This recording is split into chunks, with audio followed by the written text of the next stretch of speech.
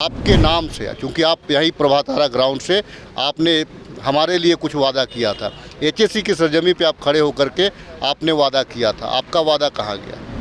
आप भाषण देने के लिए यहाँ पे सिर्फ मत आइए, हमको देने के लिए आइए। प्रधानमंत्री अगर आप आ रहे हैं तो एचएससी का हमारा उद्धार करिए। सरकार से अनुरोध कर रहे हैं कि इसको डुबाइए मत, क्योंकि ये अपने से नहीं डूब रही है, आप डुबा रहे हैं। ये स्वर्ग में बैठे इंद्र की वाटिका से कम खूबसूरत नहीं है। सारे गिद्धों की नज़र इस खूबसूरती पे पड़ी हुई है।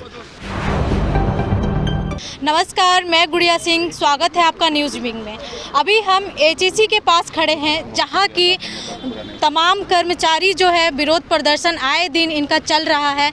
यहीं पर हमारे साथ खिजरी विधायक है, आइए हम इनसे जानेंगे कि एचएससी की कर्मचारियों को लेकर के आपकी सरकार अभी तक कहां सोई हुई है। हमारी सरकार के बारे में आपने कहा, हमारी सरकार एचएससी को बचाना चाहती है। मैं माननीय मुख्यमंत्री जी से बात करूंगा। सर, बचाना चाहती है, लेकिन 21 माह से इनका वेतन भुगतान नहीं हो पाया है। इनके छोटे छोटे बच्चे हैं, आखिर इनका घर कैसे चलेगा? ये किनका जिम्मेवारी है? ये किनका जिम्मेवारी है? ये जिम्मेदारी अगर केंद्र सरकार की भी है तो राज्य में आपकी सरकार है, तो आप लोग क्यों नहीं बात आप क्यों नहीं उठा रहे हैं? आपके उद्योग मंत्री क्या कर रहे हैं, ये बताइए। हमारा यहाँ उद्योग मिनिस्ट्री कहाँ है? हमारा जो उद्योग मंत्री है, हमारा उद्योग मंत्री लघु उद्योग हमारा सरकार देती है, स्टेट गवर्नमेंट देखती है। ये जो है हमारा भारी मंत्रालय है, भारी उद्योग मंत्रालय है। ये स्टेट के अंडर में नहीं आता। लेकिन मैं कोई दोषारोपण मैं नहीं करना चाहता। देखिए, बात ये है कि एचएससी को पैकेज के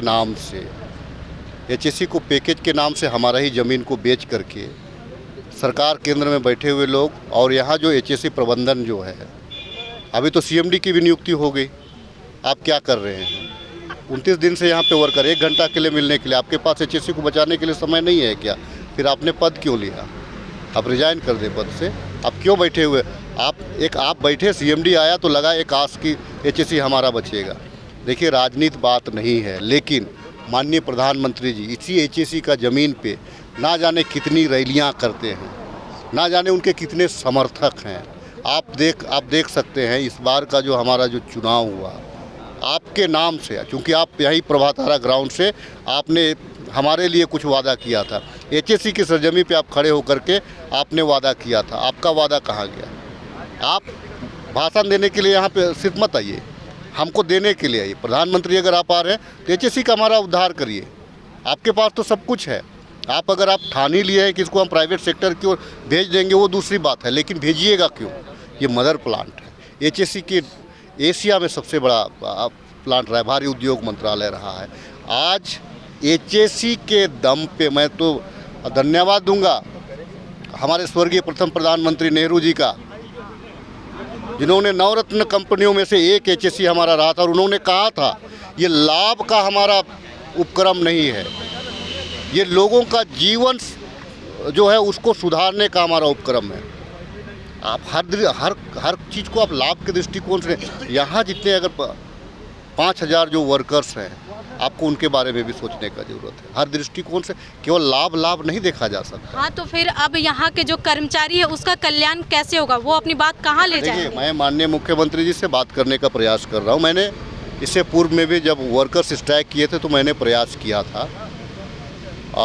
चलिए, इन लोगों का एक अपना एजेंडा होता है, इन लोगों का अपना एक गुट होता है। मैं उस गुट में फंसना नहीं चाहता हूँ, ना ही किसी गुट के बारे में बोलना चाहता हूँ। लेकिन पिछला दफ़ा भी मैंने बहुत गंभीरतापूर्वक माननीय मुख्यमंत्री जी से बात की। अभी हमारा सत्र चल रहा है, उससे पूर्व में ही मैं मुख्यमंत्री जी से बैठ करके, क्योंकि हमारा धरोहर है, ये हमारा संसाधन है। अगर हम एचएससी को आज खड़ा कर देंगे तो मुझे लगता है कि यहाँ का जो राजस्व जो है ना बढ़ेगा, घटेगा नहीं।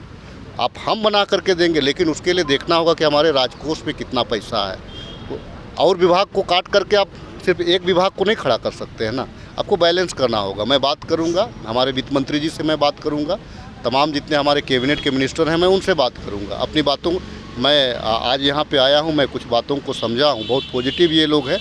इन लोगों का ध्येय सिर्फ इतना है, एचएससी कैसे बचे।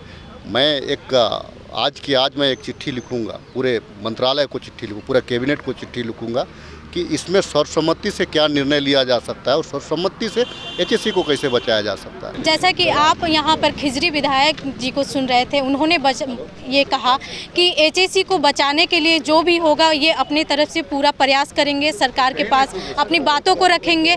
आइए यहाँ साथ हम यहाँ पर देखते हैं कि कुछ कर्मचारी लोग भी हैं जो कि यहाँ पर आंदोलन कर रहे हैं और इनका भी ध्येय यही है कि किसी तरफ एचएससी को बचाया जाए। और बताइए समस्या आपका क्या है? देखिए, समस्या सबसे बड़ी तो ये है कि एचईसी को बचाने की जो बात हो रही है कि इसको बचाया जाए या ये मर रहा है इसको जिंदा किया जाए, तो मेन वजह जो है ये बचाने वाली बात नहीं है। सरकार से हम बचाने का अनुरोध नहीं कर रहे हैं, सरकार से अनुरोध कर रहे हैं कि इसको डुबाइए मत, क्योंकि ये अपने से नहीं डूब रही है, आप डुबा रहे हैं, आप साजिश के तहत इसे डुबा रहे हैं। और ये समझने की चीज़ है, सालों से जो आपका काम हो रहा है, जो आप कर रहे हैं, वो जानबूझ के डुबाने का ही काम कर रहे हैं। अभी आप देखिए, शुरू में अच्छा हो गया था, बीच में 2007-8 में अच्छा खासा प्लेटफॉर्म पे चल रहे थे हम। हर साल इस कंपनी को कोई ना कोई अवार्ड मिलता था, कभी नेशनल अवार्ड, कभी अचीवमेंट अवार्ड, वो भी प्रधानमंत्री द्वारा। अचानक 3 साल में ऐसा क्या हुआ कि एक रिवॉर्ड एम्प्लॉय को मिल रहा है कि उसकी 13 महीने की सैलरी डिले हो गई। आपका ज़मीन के मॉडर्नाइजेशन के नाम पे प्रपोज़ल बढ़ा, मॉडर्नाइजेशन पास हुआ, बढ़ा था 1800 करोड़ का, सरकार ने उसको दिया 600 करोड़। रोड बनता है, उसका प्रपोजल अगर 1000 करोड़ का होता है, बनते बनते वो 2000 करोड़ पास हो जाता है। हमारा 5 साल 6 साल बाद होता है और उसका जो है 30% कर दिया जाता है। तो ये क्या है? आप रोड बनाते समय उसकी कीमत लगा लेते हैं कि टाइम के साथ बढ़ रही है और इसका मॉडर्नाइजेशन घट रहा है। आपने अलग से एजेंसीज भी बुलाई, हायर की, न्यूक्लियर के लिए, बहुत सारी चीज़ों के लिए। सबने कहा कि मॉडर्नाइजेशन करिए, कम्पिटिटिव अगर फील्ड में रहना है तो हो जाएगा। तो आप मॉडर्नाइजेशन तो करते नहीं कभी। उल्टा जो हमारी मशीनें हैं उसका मेंटेनेंस के लिए भी अब पैसा नहीं है। स्थिति जानबूझ के गर्त में ले जाई गई है। और आप अगर देखें वजह, तो ये जो एरिया है, एचईसी परिसर है झारखंड में, ये स्वर्ग में बैठे इंद्र की वाटिका से कम खूबसूरत नहीं है। सारे गिद्धों की नज़र इस खूबसूरती पे पड़ी हुई है। लोगों को ये जो सार्वजनिक जगह है इसे अपनी जगह बनाना है, मेन वजह यही है। सरकार से आपकी क्या डिमांड रहेगी? सरकार से यही डिमांड है कि आप अपनी इच्छा शक्ति को जगाइए और जो आप सोच रहे हैं, साजिश जो कर रहे हैं, वो हम लोग समझ रहे हैं। ऐसा नहीं है कि नहीं समझ रहे हैं। कई सालों से प्रपोजल मांगते हैं, हम देते हैं, पता नहीं अलमारी के किस डब्बे में आप डाल देते हैं, फिर प्रपोजल देते हैं। अरे भाई, या तो उस प्रपोजल को रिजेक्ट करके नया प्रपोजल मांगिए। आप उसे रिजेक्ट तो कभी करते नहीं है। और नए CMD आएंगे, नए सचिव आएंगे, वो कहेंगे अच्छा एक बार फिर से प्रपोजल दीजिए। केवल प्रपोजलें बनाते रहें। जब आपकी मनसा ही नहीं, इच्छा ही नहीं, तो बता दीजिए, साफ साफ तो बताइए कि आप क्या करना चाहते हैं। आप पब्लिक को, जनता को दिखा रहे हैं कि ये चल नहीं सकता है, इसलिए इसे बंद किया जा रहा है। जबकि हकीकत ये है कि आप इसे जानबूझ के चला नहीं रहे हैं। हमारे हाथ पैर बांध देते हैं। आप कहते हैं कि अपने से तैर के किनारे पहुंच जाओ। अरे हाथ पैर खोलिए तो आप। हमारी ज़मीन की कीमत हमको बाहर ज़्यादा मिल रही है। NPCL, ये आपका NTPC, ये सब अपना रेंट पे मांग रहा है कि हमको दे दीजिए, हम इतना पैसा देंगे। वहाँ हमको परमिशन नहीं मिलती है। अभी आप देखिए, हमारे विधायक जी भी हैं, राज्य सरकार से हैं। हमारा 5 साल पहले ज़मीन का ट्रांसफ़र हुआ था, बात हुई थी, MOM हुआ था। 28 एकड़ ज़मीन राज्य सरकार ने नहीं ली, 1 करोड़ पर एकड़ के हिसाब से लिया था। उस ज़मीन को अब राज्य सरकार जो बाहर को बेच रही है वो 15 करोड़ पर एकड़ में बेच रही है। हमने कहा कि भाई अब आप 10 करोड़ दे दीजिए। बीच में चिट्ठी भी गया राज्य सरकार को, उन्होंने मना कर दिया। टफकॉन XT600 HCR TMT रिबा, अब इंडिया बनेगा एक्स्ट्रा टफ।